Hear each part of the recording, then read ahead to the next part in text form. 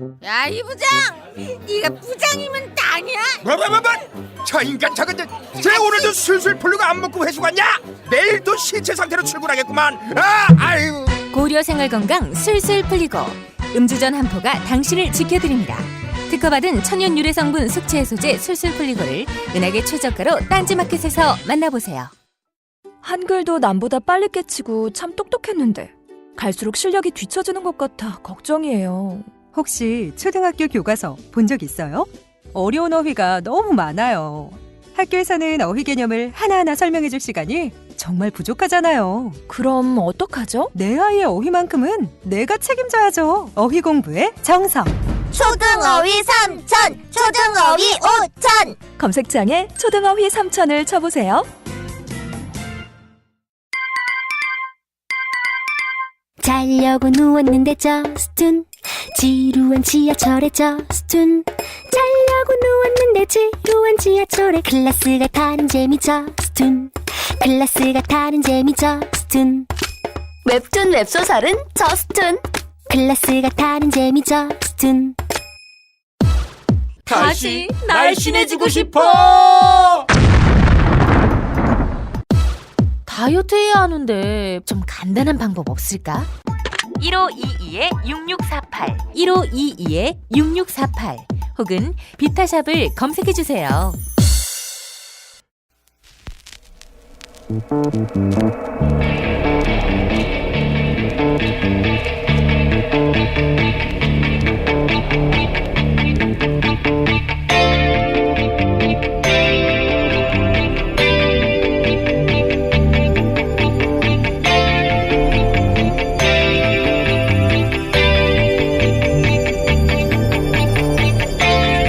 안녕하세요, 김호준입니다. 어제 이재용 삼성 부회장 공판에서 증인으로 출석해 이재용 부회장에게 불리한 증언을 했던 정유라 씨에 대해 변호인들은 그 증언이 특검팀의 강요와 회유에 의한 것이라며 증거로 가치가 없다고 주장했습니다. 이에 특검팀은 정 씨가 먼저 연락했고 이동 지원을 요청해 도움을 줬을 뿐 정 씨가 자의로 판단하고 자의로 출석한 것이라고 반박했고 정 씨 본인 역시 자신의 판단으로 출석한 것이라고 말했습니다. 이 공방의 진위를 저는 모릅니다. 다만 정유라 진술은 이재용 부회장에게는 매우 불리하게 적용할 수 있겠지만 정유라 본인에게는 세 번째 구속영장 청구를 피할 수 있게 만드는 유리한 진술임에도 정유라 변호인들이 오히려 그 진술을 극구 무효화하려는 이유를 저는 납득할 수가 없습니다. 정유라 변호인이면 정유라의 이익에만 복무해야 하는 거 아닙니까? 정유라 변호인이 왜 정유라 본인에게 도움이 되는 당사자 진술을 증거로 가치가 없다고 주장하나요? 정유라 씨 변호인들 정유라가 아닌 다른 누군가를 위해 일하고 있기라도 한 건가요? 궁금합니다. 김호준의 의문이었습니다.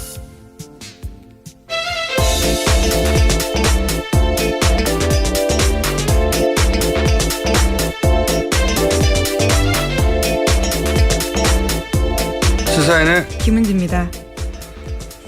자, 오늘 게스트가 많습니다. 빨리빨리 갑시다. 네, 빨리 하시죠. 첫 뉴스가 예, 어제 조대엽 고용노동부 장관 후보자 자진 사퇴 발표하기 전에 임종석 대통령 비서실장이 국민의당을 찾았습니다. 유감 표명을 한 건데요.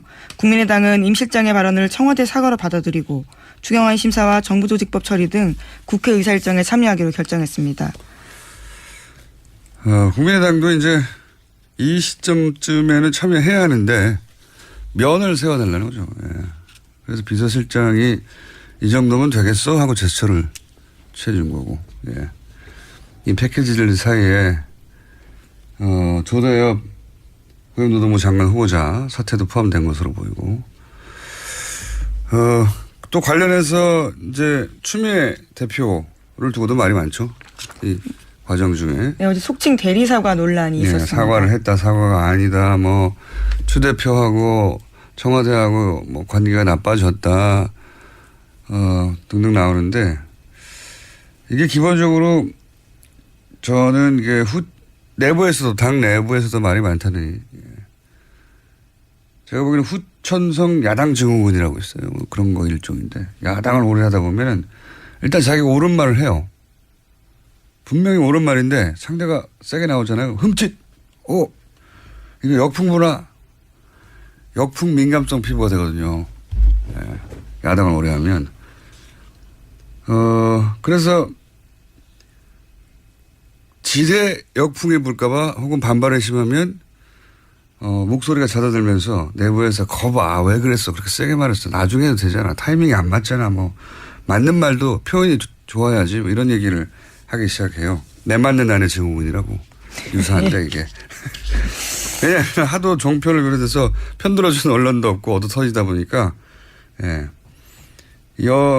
여당 지금 현 여당은 이 10년 정도 야당하면서 이 증후군의 뿌리가 깊어요. 치유가 필요하다 제가 보기엔. 왜냐하면 당청 투트랙은 전략적으로 제가 보기엔 좋거든요. 이쪽에서는 아니 저쪽이 잘못했는데 공격하는 쪽도 있어야죠. 제가 보기엔 문제가 없는데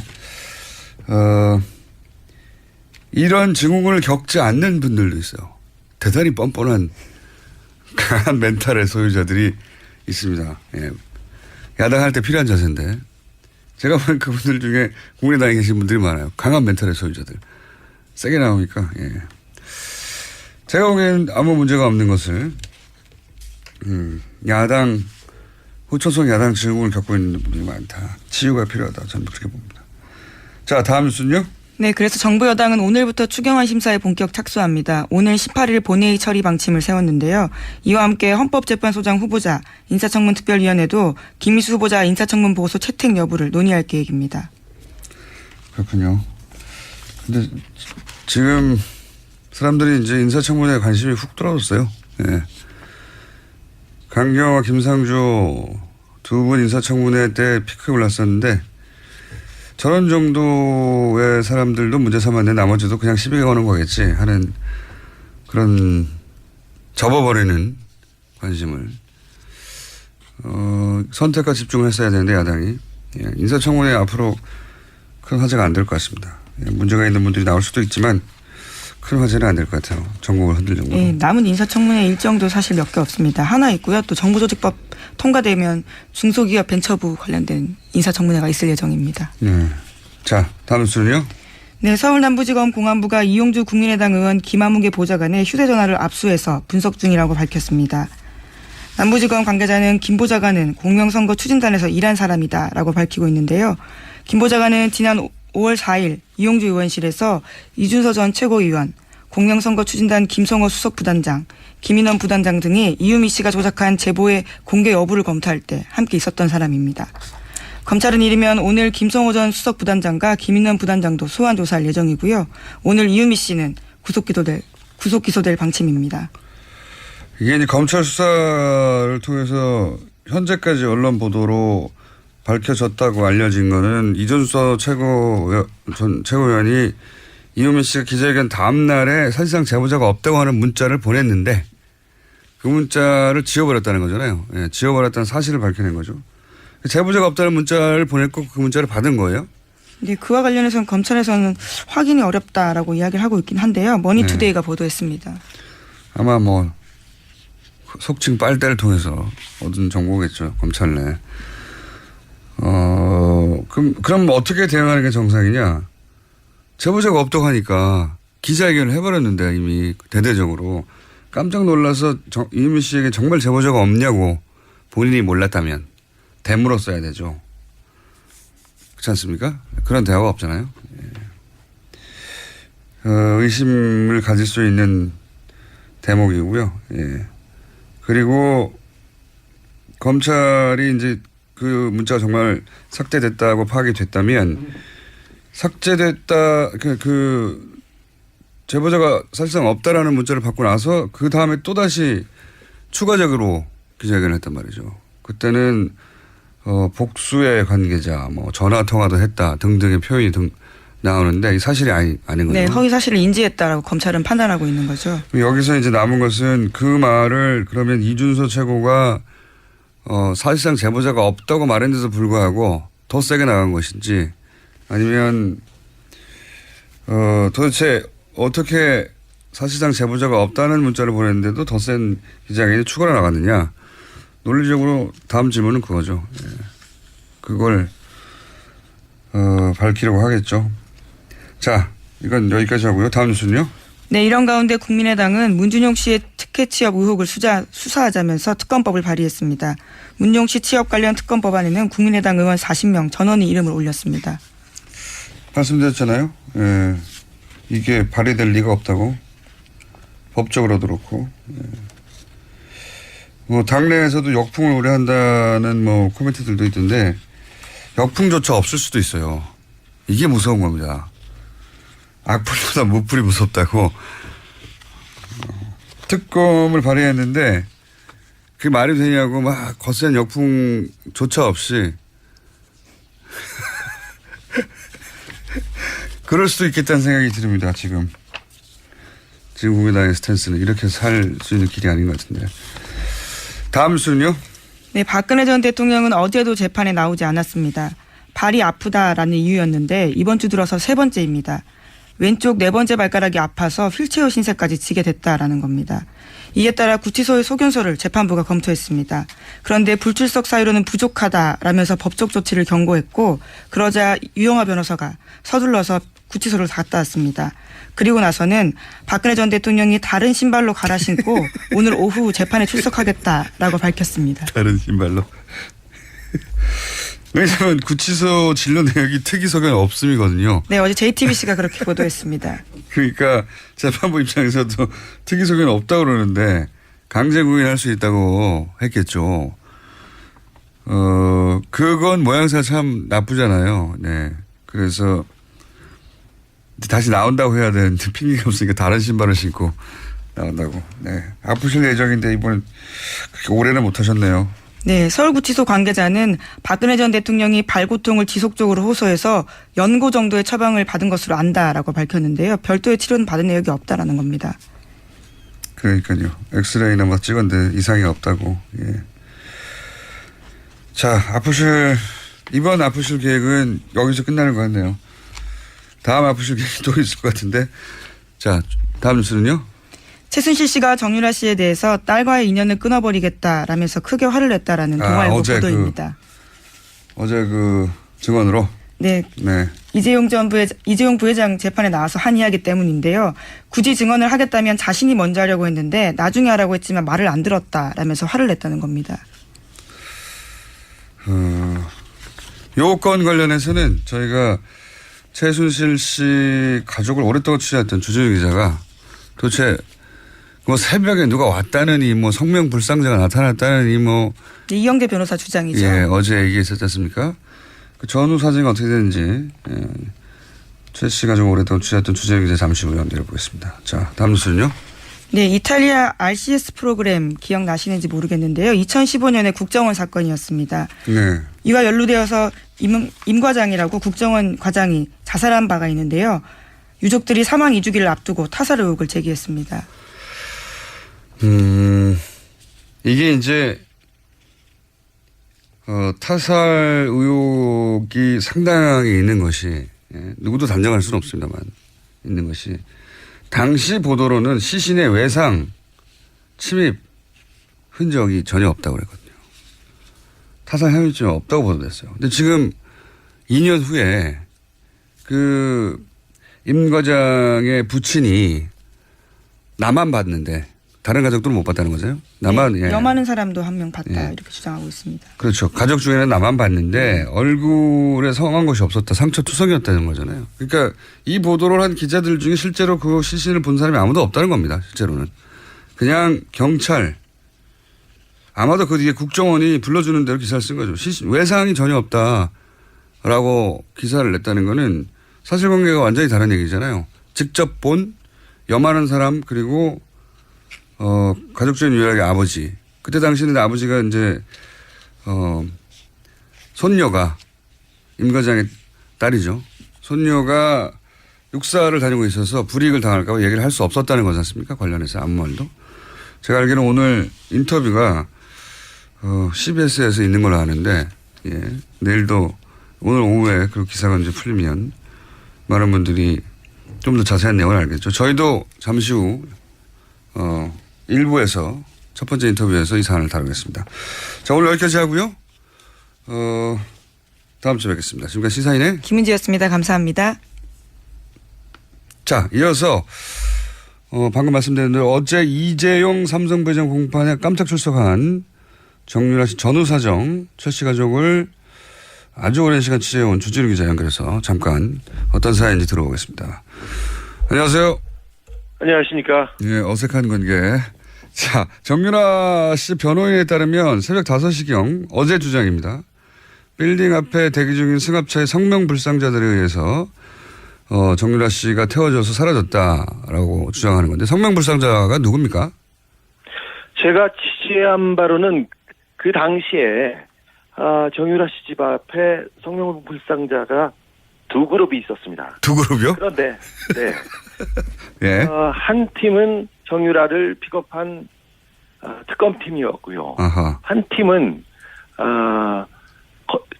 그러니까 변호인들이 건장한 사내들이라고 주장했던 사람들은 정유라를 막으려고 누군가가 보냈던 사람들이었습니다. 어허, 두 팀이었다. 그러면 일단 첫 번째 그룹 특검 관계자들은 왜 그 시간에 정유라를 픽업한 겁니까? 정유라가 그날 새벽 2시에 그 특검 측으로 전화를 걸어와서 자기가 재판에 출석하겠다, 도와달라, 데려가달라고 요청했습니다. 그래서 그 앞에 태우러 간 거죠. 일종의 신변보호를 요청했다. 예. 그러면 나머지 정유라 출석을 막으려고 했던 그룹은 누가 보낸 건가요? 그건 그 정유라 주변에서도 그건 의견이 좀 분분합니다. 정유라의 출석을 막는 게 도움이 된다고 하는 측이 이재용 삼성 그 부회장 측이 있었고요. 박근혜 대통령 측이 있었을 수도 있고요. 아니면 변호인단에서 막았을 수도 있고요. 어머니나 그 정윤혜 씨 쪽에서 보낼 수도 있고요. 얘기가 많습니다. 어쨌든 막으려는 그룹이 있긴 있었다. 네, 그렇습니다. 그러면 특검팀이 먼저 도착을 했기 때문에 정유라 씨를 픽업할 수 있었던 겁니까? 그렇기도 한데 워낙 정광석화처럼 나오자마자 태우고 가서요. 그걸 지켜만 보고 있었다고 아하. 그렇게 얘기하는 사람이 있고요. 아니면 간발의 차이로 늦게 도착했다고 이렇게 얘기하는 사람이 있습니다. 두 그룹이 소화가 네. 두 그룹 있었던 건 분명하네요. 그러면 예. 막으려고 했던. 근데 그 막으려고 했던 팀을 누가 보냈는지 모르겠으나 새벽 2시에 특검팀이 연락을 해서 정유라가 출석하고 싶다고 자신을 픽업해달라고 일종의 신변보호 요청을 했고, 네. 그래서 특검팀이 달려갔고, 거의 뭐 같은 시간 혹은 뭐 약간 늦게 다른 한 팀이 그걸 막으려고 달려왔는데 막지 못했다. 결과적으로는. 그렇습니다. 정유라는 자신을 막으려고 새벽 5시에 건장한 청년들이 온다는 걸 알고 있었습니다. 그래서 2시에 전화를 했고요. 그래서 서둘러서 그 전에 빠져나가려고 노력했습니다. 스펙타클하네요. 예. 그러면 특검팀이 정유라에게 출석을 회유하거나 압박한다고 변호인들은 주장하는데 특검팀이 출석을 회유하거나 압박한 것으로 취재가 됐나요? 아니요. 정유라 씨 성격상 누가 압박하고 회유한다고 해서 그 말을 듣거나 거기에 따라가지 않습니다. 굉장히 강직한 성격을 가지고 있고요. 네. 그게 최 씨 집안, 특별히 최태민, 최순실 씨의 그 성격과도 좀 통합니다. 그래서 그 정유라 씨 주변 사람들이 역시 좀 다르다 이렇게 얘기합니다. 그렇군요. 네. 자기 판단과 자기 이익에 따라서 행동하지 누가 이래라 저래라 한다고 듣지 않는다? 네, 그렇습니다. 최 씨 집안에서도 특별히 이거는 최태민, 최순실, 정유라한테만 포착되는 그런 현상들입니다. 굉장히 큰 특징이다. 다른 사람들은 최순실 말, 정유라 말이 굉장히 중요한 영향을 미칩니다. 그 집안에서 그렇군요. 근데 정유라 씨는 왜 갑자기 변심을 한 겁니까? 사실 정유라 씨가 진술을 하기로 마음을 먹은 것은 좀 오래됐습니다. 그리고 법원에서 얘기한 게 검찰에서 이미 다 진술한 내용이었고요. 4차, 5차 그 검찰 진술이 있을 때 영상 녹화할 때 변호사를 곤란하게 하면서도 정유라 씨가 똑바로 자기 얘기를 주장하기 시작했습니다. 이거는 분명한 건데 제가 보기에는 그 장시호 정유라 세대, 그러니까 최순실, 최순득의 밑에 세대는 다른 것보다는 그 박근혜 대통령, 박정희 대통령에 대한 특별한 관계, 그러니까 특별히 충성할 그 필요가 없다고 이렇게 느끼고 있는 게 분명한 것 같습니다. 그러니까 3세대는 좀 다른 것 같아요. 행동 양태가. 네, 그렇습니다. 그러니까 자기 진술이 이재용 부회장 혹은 박근혜 전 대통령에게 불리하게 작용할 걸 알면서도 했다는 거죠, 이게. 분명하게. 정확히 알고 있습니다. 그래서 막았고요. 그럼에도 불구하고 정유라는 나가야 된다고 자기가 돌파한 거죠.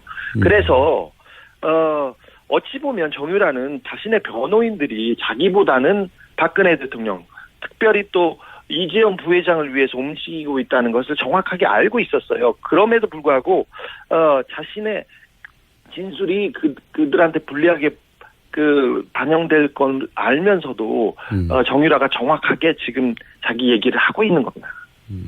의미를 알고 얘기하고 있는 거다. 근데 그렇죠. 그중에서 이제 모친 최순실에게도 불리하게 작용할 진술이 있는데 네. 이건 어떻게 이해해야 됩니까?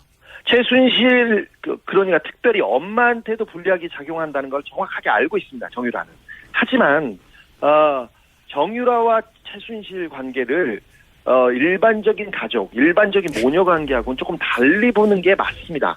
정유라는 지금 박근혜도 중요하지 않고 최순실도 중요하지 않고 오직 정유라 자신, 그리고 아이에 대한 권리, 친권에 대한 권리가 위협받고 있다는 것이 굉장히 중요한 부분이어서 유일한 관심사가 자기가 구속이 돼서 아이를 뺏길 수 있다는 그거에 대한 두려움 때문에 정유라는 지금 계속해서 여론, 그러니까 국민들이 자기를 좀 나쁘게 쳐다보면 구속영장이 청구될 수 있다는 그 부분에 대해서 굉장히 심각하게 보고 있습니다.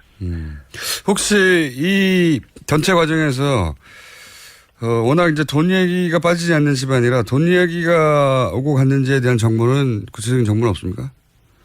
거기에 대해서는 구체적으로 정유라가 어떻게 생각하고 있는지는 정확하게 모르겠으나 아까 말했듯이 정유라 씨가 임신했을 때, 고등학교 2학년 때 임신했을 때 집에 있는 서랍에 있는 보험 증서하고 통장을 다 들고 이렇게 가출을 해서 동거를 합니다. 그리고 독일에 있을 때, 덴마크에 있을 때 정유라 씨가 특별히 돈 부분을 좀 챙겼다고 생각이 되는 정황들이 많습니다. 그래서 그렇게 따져보면 돈 얘기가 이 집안에서는 굉장히 중요하기 때문에 이런 문제가 거론되거나 생각됐다고 하는 게 조금 이상한 일은 아닙니다. 이상한 일은 아닌 집안입니다, 여기. 구체적인 정보는 아직까지는 없는데 그런 이야기가 오고 갔다고 해서 이상할 것은 없다. 예. 네, 그렇습니다. 마지막 질문인데요. 정유라 씨 진술로 삼성 측이 당황을 많이 했습니까? 어제 제가 현장에 못 가봐서. 지금 삼성 측은 거의 패닉입니다. 자기네들의 입장에 따라서 지금 재판을 치르고 있습니다. 특별히 삼성 관계자들은 다 입을 닫거나 도망가거나 절대 얘기를 하지 않고 있습니다. 그리고 이재용 씨 재판에 이 뇌물 재판에서 이재용이 무죄를 받을 경우 박근혜 대통령 박근혜 씨의 죄도 뇌물죄가 없어진다는 그런 공통적인 이익 때문에 모든 부분을 여기에 맞춰 있는데 정유라 씨가 법정에 나와서 진술을 함으로써 결정타를 맞았다고 보죠. 약간의 삼성은 패닉에 빠져 있으면서 계속해서 특검에서 이 증인을 정유라를 빼돌려 가지고 이렇게 얘기했다고 이렇게 설득하고 있습니다. 언론을. 근데 조금 힘이 빠진 상태고요. 맥이 빠졌다고 자기네들도 자평하고 있습니다. 알겠습니다. 오늘 여기까지 하고요. 자, 계속 시작 부탁드립니다. 감사합니다. 네. 지금까지 시사인의 어색한 주진우였습니다. 골반 잡자 바로 잡자 바디로직, 허리 통증 바로 잡자 바디로직. 2017년 쿨 썸머 바디로직 라이트 출시. 통기성이 좋아 땀 걱정 없이 한여름에도 쾌적하게. 입은 듯 안 입은 듯 가벼움의 신축성은 그대로. 자세가 좋아지는 골반 교정 타이즈 바디로직. 검색창에 골반 교정 바디로직 라이트. 아무도 묻지도 따지지도 않고 가입하셨다고요? 보험은 너무 어려워요. 걱정 마십시오. 마이보험 체크가 도와드립니다. 1800-7917 마이보험 체크로 지금 전화 주세요. 1800-7917. 이미 가입한 보험이나 신규 보험도 가장 좋은 조건을 체크해서 찾아드립니다. 인터넷 한글 주소 마이보험.com 또는 카카오톡에서 아이디 검색 마이보험을 친구 추가하여 상담하실 수 있습니다. 모닝똥? 제겐 사치였죠. 내가 토끼인지 토끼똥이 나인지 내가 변을 본 것인지 변을 당한 것인지 나는 바나나이고 싶다. 간혹 구렁이이고도 싶다. 미궁 대장사랑! 빅똥의 추억 미궁 대장사랑이 찾아드립니다. 혈중 콜레스테롤 개선과 배변 활동에 도움을 주는 건강기능식품입니다. 검색창에 미궁 대장사랑. 미궁 장사랑 이름 바꿨어요. 프로바이오틱스 12종 추가. 미궁 대장사랑.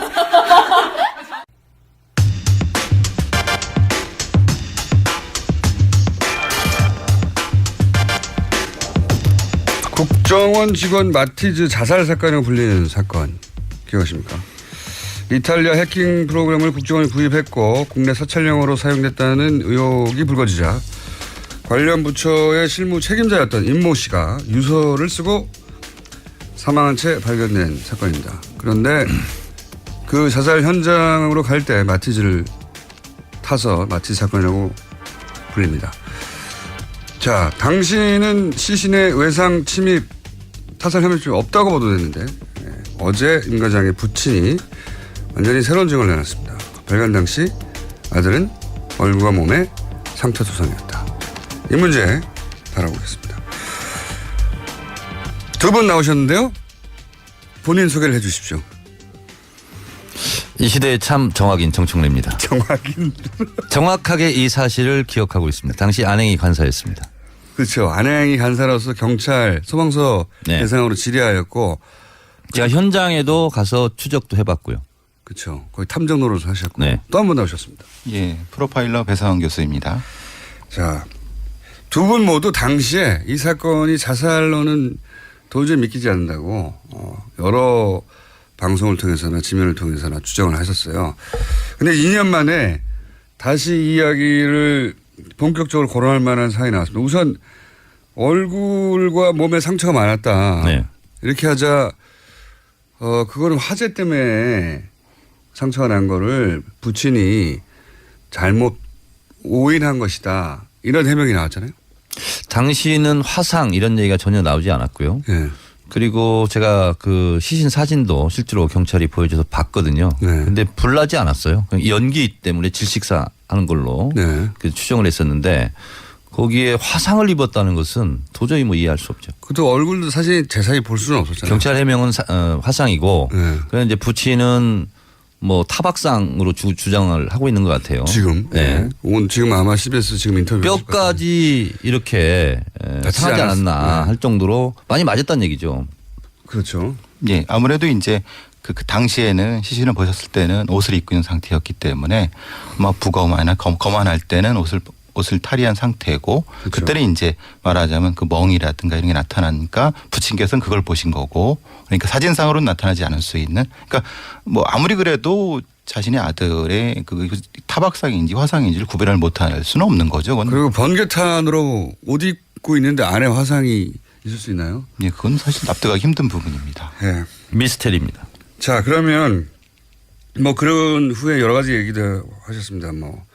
자살할 성격과 상황이 아니었다. 아들은 또 당시 이런 말을 못했던 이유는 손녀 임 과장의 딸이 육사에 있어서 그 손녀의 미래가 걱정이 돼서 며느리가 또 만류하고 그런 문제에 대해서 겁났겠죠. 당연히. 네.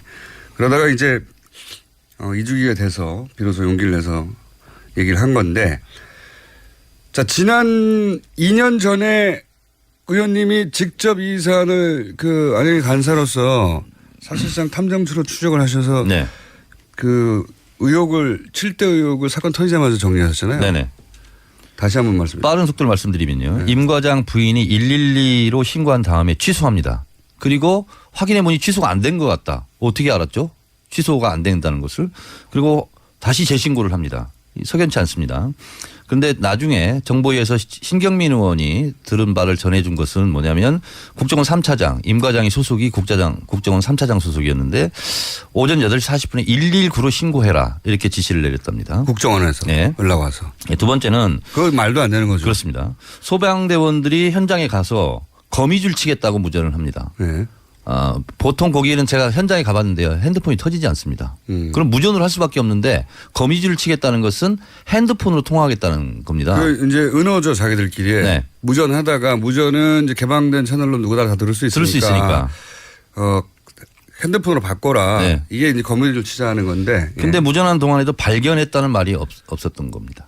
그러니까 이게 이상한 지점은 뭐냐면 소방대원이 실종자를 찾는데 갑자기 거미줄 치자고 따로 네. 통화하자고 한 다음에 실제 소방대원이 했던 무전 내용에는 시신을 발견했다, 뭐 차량을 발견했다 네. 이런 내용이 전혀 없는 거죠. 그리고 차량 발견 시간이 11시 30분인데 시신은 한 27분 후에 발견합니다. 그래서 제가 이렇게 얘기하죠. 마티즈가 항공모함도 아닌데 어떻게 이렇게 늦게 발견하냐. 차량과 시신이 같이 있었는데 네. 발견 시간이 한참 후에요. 그리고 당시 안행이 김민기 의원도 같이 있었는데요. 김민기 의원이 한테 처음에 보고한 것은 시신은 뒷좌석에서 차량 뒷좌석에서 발견됐다. 국회에 첫 보고를 합니다. 그런데 하루 후에 운전석에서 발견했다. 정정합니다. 이 해명도 석연치 않습니다. 석연치 않은 정도가 아니라 있을 수 없는 일이죠. 그 앞좌석과 뒷좌석을 어떻게 헷갈립니까? 자, 그리고 무선 녹취록에 의하면 당시에는 신원이 알려지지 않았어요. 40대 무직 남성입니다. 그런데 네. 경기도 소방본부가 현장에 출동합니다. 이런 일은 없죠. 무직 남성인데.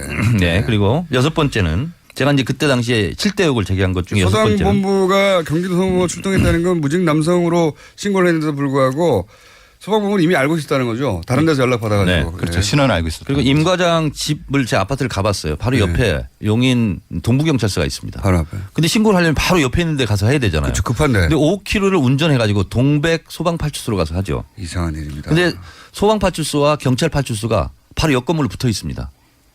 왜 5km로 갔을까요? 그때. 그리고요.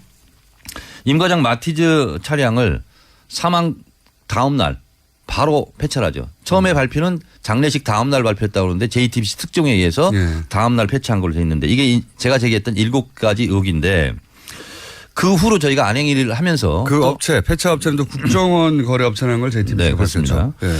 그래서 저희가 또 안행일을 하면서 또 다시 캐낸 의혹이 뭐냐면 소방차가 진입을 하지 않습니까? 진입해서 현장에 도착하는 한 27, 8분 이 CCTV 화면만 칼로 자른 듯이 없어집니다. 근데 뭐 그때 당시 소방본부 해명은 날씨가 더워서 에어컨이 안 틀어져서 뭐 그걸 작동이 안 했다 어쨌다 이렇게 얘기하는데 그것만 사라집니다.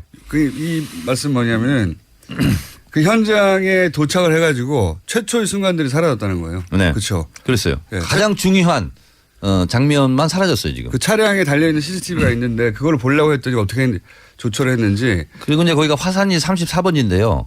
그 버스 정류장이 있고 입구가 있고 조그만 길로 이렇게 올라가는데 소방차가 소방관들이 도착했을 때 국정원 직원이 와 있었죠. 반바지 차림에. 이미. 네, 이미.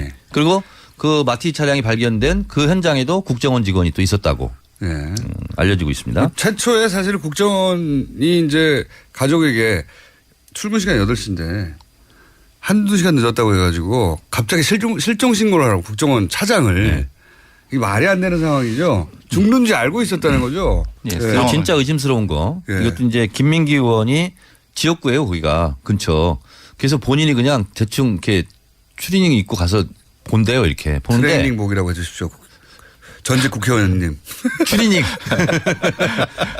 근데 마티즈 차량이 이렇게 진입해 있었잖아요. 운전석 앞바퀴에 돌이 고여 있었고. 그렇죠. 그리고 뒤에 오른쪽 조수석 뒷바퀴에 돌이 고여 있었는데 김민기 의원 말로는 큰 돌이 없고 거기에 큰 돌을 찾기 어려워. 그 오물조물한 조그만 돌이 몇 개가 이렇게 고여 있었다는 거죠.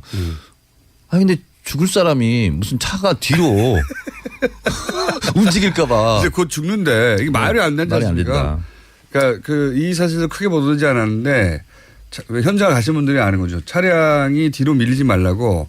왜냐하면 산이니까 뭐 곧 자살할 사람인데 앞바퀴 왼쪽 뒷바퀴 뒤쪽 하나에 돌을 개서 안 움직이게 해놓고 그냥 사이드만 올리면 지금 급한데요. 그렇죠. 사이드만 올리는 걸로 당시 이제 소방본부는 이렇게 얘기합니다. 왜 늦게 출동했냐. 경찰은 12시 50분에 도착합니다.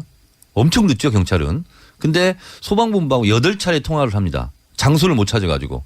그리고 소방본부도 그 지점을 못 찾았다는 거 아니에요. 제가 가봤어요. 화산리 34번지가요. 마티 차량 발견된 지점이고요. 그리고 오인을 해가지고 산 77번지를 자기들은 찾았다는 거예요. 한 200~300m밖에 안 떨어져 있는데 그것이 외길입니다. 그러니까 산 77번지든 화산리 34번지든 그냥 GPS 찍고 내비게이션 찍고 가면 바로 알 수 있는 거예요. 근데 그거를 그 장시간 동안 못 찾았다는 거 아니에요.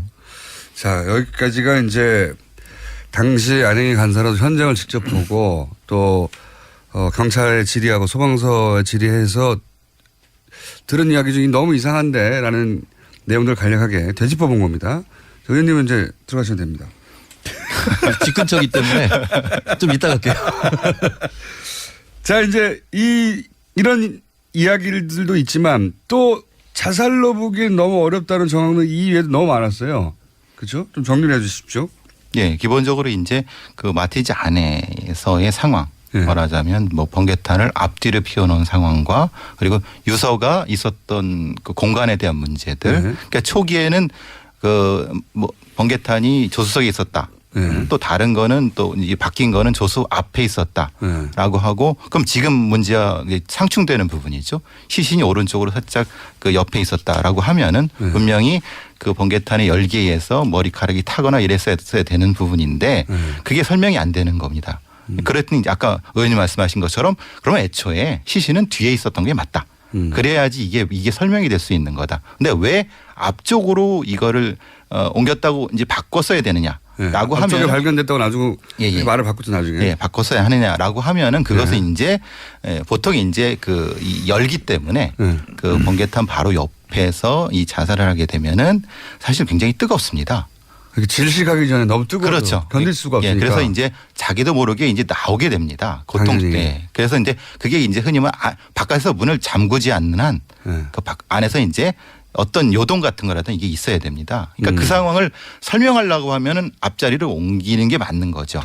좀 덜 뜨겁게. 그렇게 되는 거죠. 그래서 이제 뭐 그 저기 번개탄이 좌석 밑에 있었다 이런 좀 상황을 설명하는데 이게 오류가 생긴 것이 아닌가 이런 생각을. 그러니까 전문가들이 볼 때 야 번개탄 바로 옆에서 자살하면 뜨거워서 질식하기 전에 튀어나와. 그러니까 그런 말이 나오니 자체적으로 앞좌석에 있었다고 말을 바꾼 거군요. 오랫동안 이런 번개탄에 대한 변사를 다뤘던 전문가들은 처음 첫 장면만 보면은 이게 이상하다 아니다를 압니다. 왜냐하면 열기와 이 뭐 이런 이산화탄소와 또 훈연 같은 것들에 대한 그 감이 있기 때문에 그래서 이제 어제 그 얘기를 했던 어떤 모 경찰관이라는 사람도 그런 얘기를 한 거죠.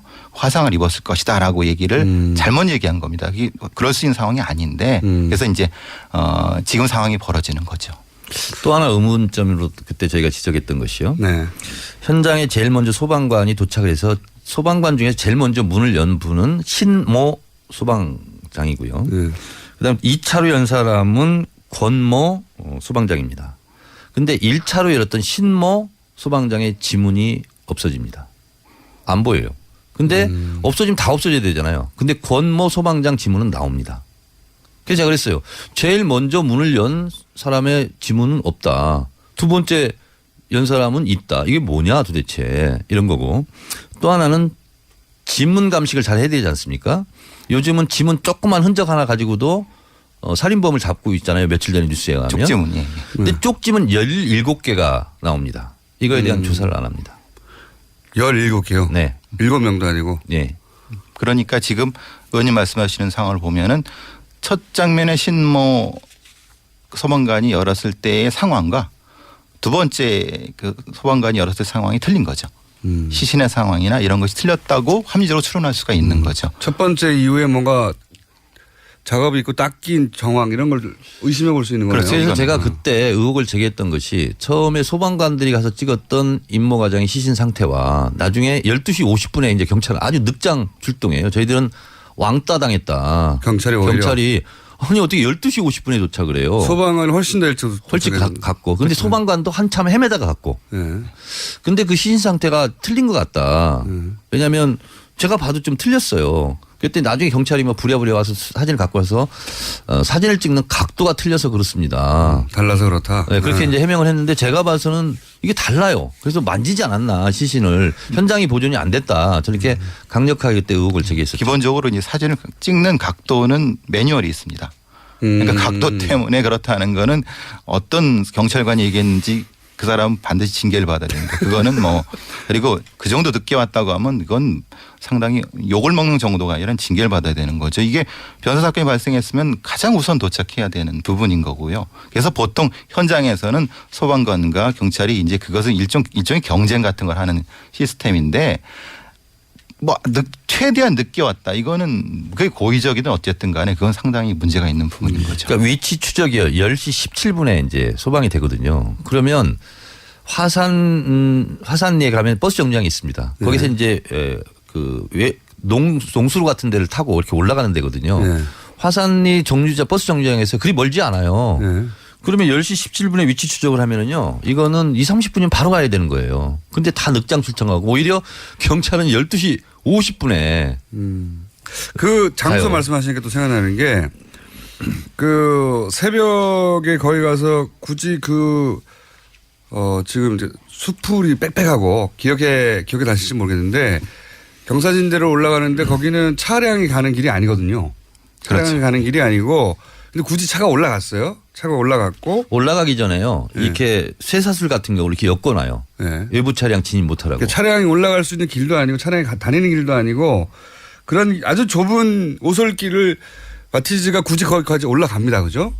그렇다는 얘기는 굉장히 발견되기 어려운 장소로 갔다는 얘기거든요.